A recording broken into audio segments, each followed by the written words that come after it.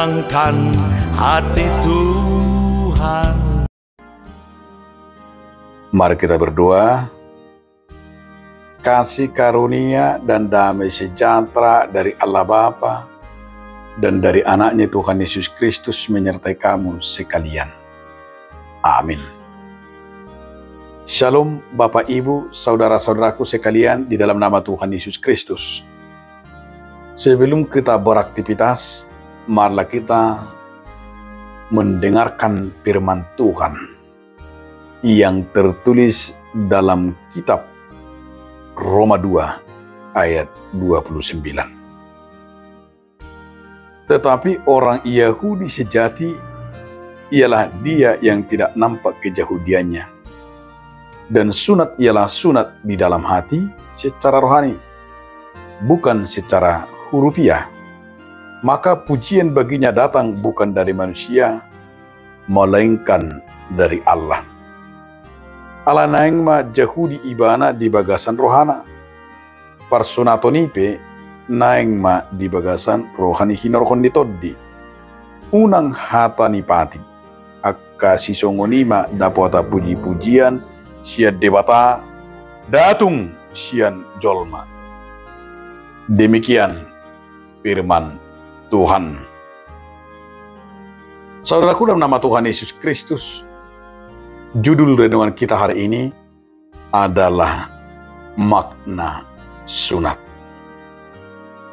Paulus bukan mempersoalkan sunat bagi jemaat di Rom, tapi bagi Paulus bahwa sunat itu jauh lebih penting jika dikatakan sunat rohani, bukan sunat fisik.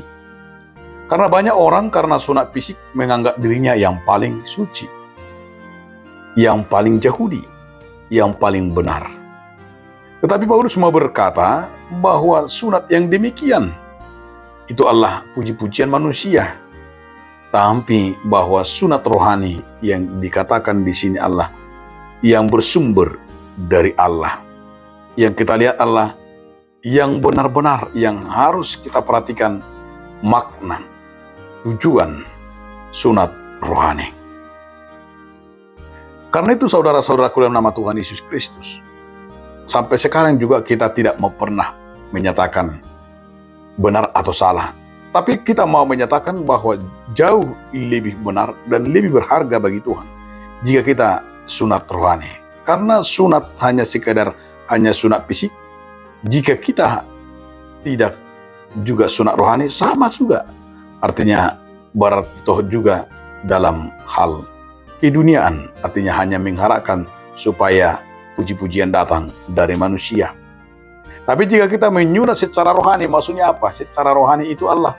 Jika kita mau hidup bersama-sama, mau kita menunjukkan karakter yang takut akan Tuhan, terlebih bagi kita Allah yang selalu menjalankan kehendak Tuhan, maka di sini dikatakan itulah yang disebut dengan sunat rohani. Sunat rohani ini ada kemampuan menguasai hati, kemampuan menguasai pikiran, kemampuan menguasai segala hidup kita, tidak pernah terjerumus ke dalam kedagingan.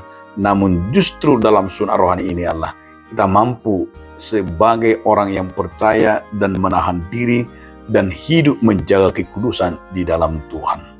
Karena itu saudara-saudaraku, bahwa Paulus mau menyatakan jauh lebih indah dan jauh lebih baik jika kita hanya di dalam Tuhan dan menerima secara sunat rohani yang mampu menahan dan melakukan kehendak Bapa.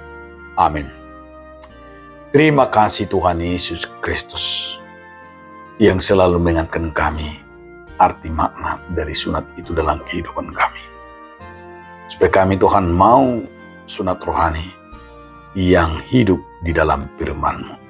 Amin.